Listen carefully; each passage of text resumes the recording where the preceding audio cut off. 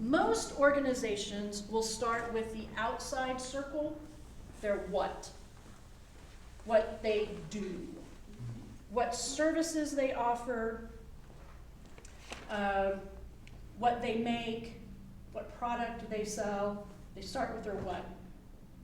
Then they move from the outermost circle to the second ring of the circle, their how. How that organization or company does things that makes them different or makes them stand out from their competitors. And lastly, they'll go into the inner circle, their why. What motivates or inspires that organization?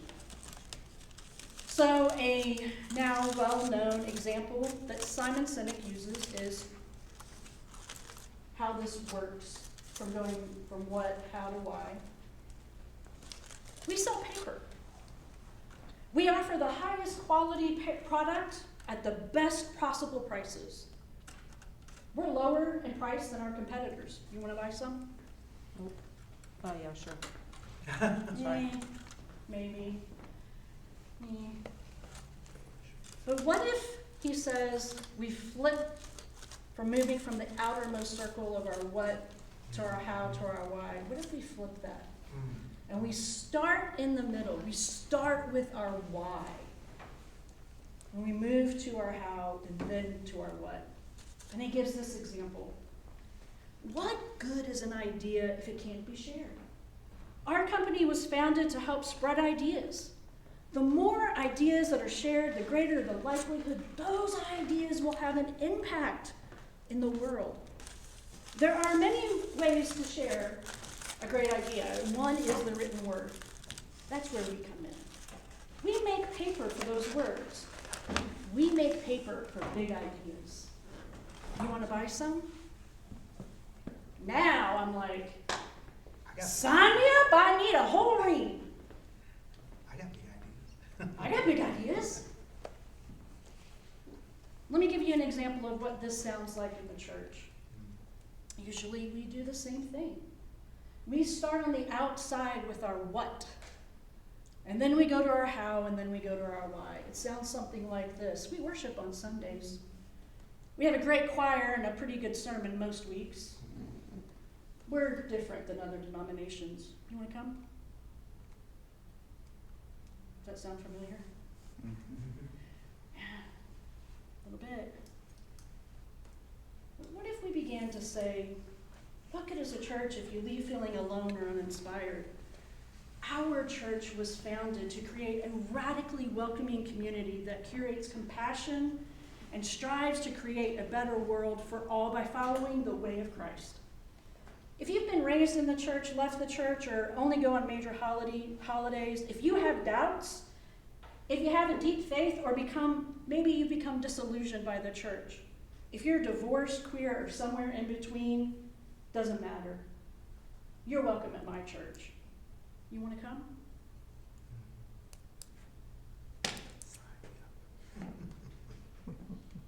Where's that front door? Where? Where are we going? When are we going? Do you see the difference? That's storytelling by using what, how, and why and flipping it.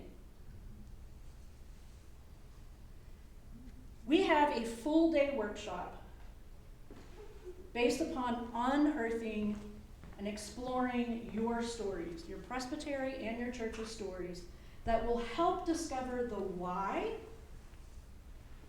your purpose, and the outcome of your why based upon stories of your presbytery and your churches. The very first question we ask is, what's your name? I'm sorry. Trey. Trey, tell me a story whenever you were most proud of your church. This last month when we closed on a building to build an animal shelter. Mm-hmm. There you go. And then we take that story and we dissect it. We do a whole workshop based upon one of those stories, or this whole list of stories that is based upon your church or your presbytery or thereof. And you get to your why statement, which is a very, very clear equation. To blank, so that blank. An example of a why statement is to bear witness to Jesus Christ by sharing his love and justice in the world, so that God's love and grace are felt by all and our world is transformed. That's an example of a church's why statement. So you start with your why. You move to your how, and you do your what. That's just one part of what we could offer. Another thing is, again, the digital and divine. We have several workshops that fall underneath this. And whenever I say workshops, I truly mean workshops. Like, it's not a lecture, it's not a training. You will be, like, there'll be a time of presentation, and then you'll work together with your church, with your presbyteries. We would want a team of folks from each church to come to work through these things. So we have digital ministry in the church workshop. That gives you a digital content framework, a digital journey map, mastering digital ministry, ponderings or questions for putting this into practice in that church's or your presbytery's specific context. Budgeting, tech tips, and additional resources for how you can get more. Social Media 101, understanding algorithms. Each platform is a different algorithm. Ooh, speaking of platforms, what are the different platforms and what does that mean for you? What are their demographics? How are they best used? Understanding your audiences. What audiences are on what platforms? How do audiences interact with these platforms most? What's the difference between pages and groups? What about TikTok? Best practices, and also you would get a social media playbook. We have a workshop on websites, Website 101. In that workshop, you learn more about the creation and key features of good websites, how to market a good website, what design elements are important in a website, SEO, or search engine optimization, why that's critical to websites, and then points to ponder for that. We also have live streaming workshops. We also have what I think is probably one of the most important workshops we do, second only to the why workshop, and that's messaging. And in our messaging strategy workshop, we really, really dive down deep into what makes a message a win for you, what barriers or challenges, obstacles you need to overcome to get that message to your audience, and what makes a win for your audience in that messaging. Something that we never think about.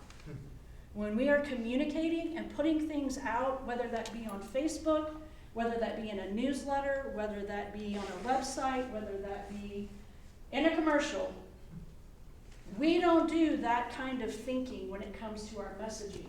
We just think, and I know you feel this, Leanne, I gotta get this out. But we don't think about these obstacles. And we take it so far in this workshop to even think not only the obstacles in the messaging, but the obstacles to someone receiving that message based upon the channel chosen to relay that message in. So these would be in addition to Carlton's and Tony's congregational vitality initiative. Within the first year, within the first 12 months, we would meet and go over these workshops as well. We have put together what we want to propose as a partnership with the East Iowa Presbytery. And that partnership consists of all of the workshops I just described, Carlton and Tony's congregational vitality initiative workshops, and I think this is and this is Reverend Dr. Corey Schlosser Hall, who is the Deputy Executive Director of the Presbyterian Mission Agency for Strategy and Innovation. Corey comes as previously to coming to us, he was the executive presbyter for the Northwest Presbytery. He oversaw our merger of two presbyteries. He taught at, I don't remember the name of the university, and he is key to this partnership in that he brings the strategy, the strategic understanding of where churches are. Corey is currently working with the Denver Presbytery. He's worked with the Northern Alaska folks. He's worked with folks in Illinois, really all over the nation. And he brings his gifts and understanding to us. Of course, you have Carlton, you have myself, you have Tony, and then we would have somebody from the new worshiping community who's not yet been identified. And in this partnership, here's what we would provide you. We provide assessment, training, materials, and consultation for congregational development and vitalization. We provide leadership development, education, and consultation with the leadership development ministry team here at the Presbytery and the congregational development and vitalization team. We would integrate new worshiping communities, their leaders, and establish a new worshiping community incubator or something similar to that in the East Iowa Presbytery ministry, mission, and operations. We would equip your presbytery, its churches, and worship communities to design and deliver communication strategies across multiple channels of media. We would equip your presbytery to provide spiritual leadership and develop spiritual practices so your lives and the clergy within are changed and congregations are transformed. And we would celebrate together when East Iowa Presbytery breathes new life. How will we know if we're successful? I mean, it's great to say all of this, and it's great to have all these workshops, and it's great to have these conversations, right? But at the end of the day, we want to have deepened relationship. What I'm hearing you all say is you want to have deepened relationship across your presbytery clergy. You want to increase their leadership capacity. You want to increase the spiritual capacity and revitalize the clergy's relationship with the presbytery.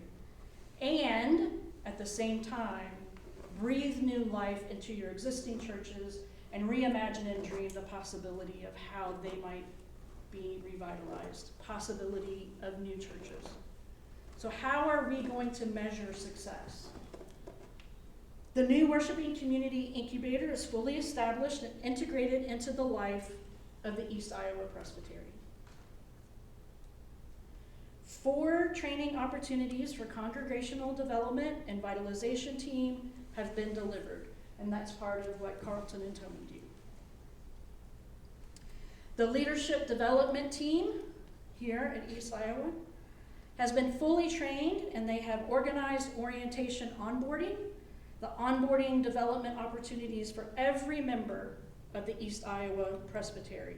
And what we mean by the onboarding is we're looking at this as starting new, hitting a reset on those relationships with the presbytery, the relationships with each other, and onboarding to a new way of being and doing East Iowa Presbytery.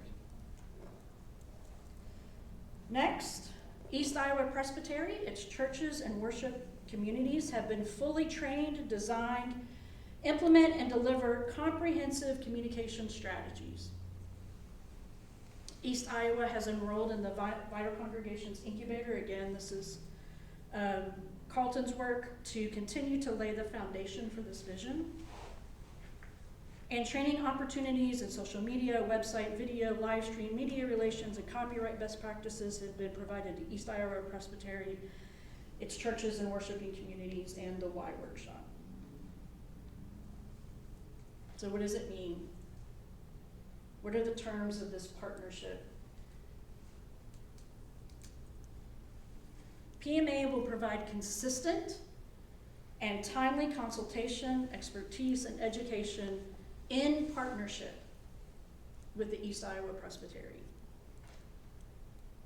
The Project Go team, or whomever, We'll report to every meeting of East Iowa Presbytery on our progress, obstacles, successes, and next steps.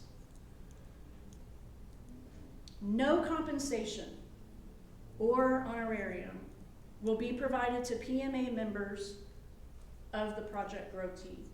You do not have to pay us for our services. This partnership is an example of what it means to be part of the same body of Christ in PCUSA. We are a connectional church. We encourage, equip, and challenge one another in ministry for the sake of the gospel. What are you all going to do? East Iowa will affirm the commitment to Project Grow and commits to bringing it to fruition. You're going to act on this dream. East Iowa Presbytery staff and volunteer leaders pledge to cooperate fully with the Project Grow team as they work with us to bring this vision to fruition. And East Iowa Presbytery will provide any travel expenses for PMA members to travel related to this project. So you're only paying for our travel. That's it. We believe and seek to accomplish this partnership in a 12-month time over the course of 2023, from January 2023 to December 2023, and then provide a final report to the December East Iowa Presbytery gathering. So, questions? There's got to be a lot, and yes, good. We've got enough time to answer the questions. I have a question and a comment. Sure. The question is a practical one. Can you give us a ballpark figure of what you would project your travel expenses to be, so we have a figure to kind of play with? Sure. So the Vital Congregations initiatives are held via Zoom, is that correct? Yep. So, and all of those workshops would be held via Zoom. You know, we're living in a wonderful world of Zoom, so I would say that we could work out a schedule where we want to have at least quarterly contact and quarterly, you know, gatherings, whether that be via Zoom or via in person. Well, you'd have to come all of you'd have to come out for the celebration. Right, right. Have And- to have a big whoop-de-doo. Yeah, we're gonna have a huge whoop-de-doo. It's gonna be great. Also, I would say, like, for the communications stuff, there's certain workshops that we would wanna have in person, and that would probably, and we could piggyback those with Corey's work.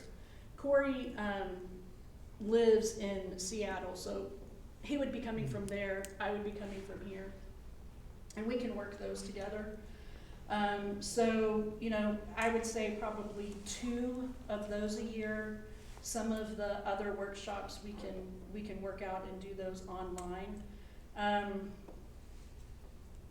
You know, it's hard with the way gas prices are going and travel is working, but you're talking about, I mean, I would want Carlton and Tony to come probably at least one more time in person.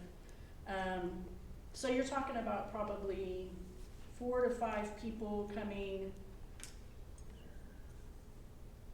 3 or 4 times total. So you say twice for communications, and then once for us, and then perhaps the celebration. I would think once for you and New It's Worship gonna be like $15,000 together. It's roughly 1,000 to 1,200 a time, right?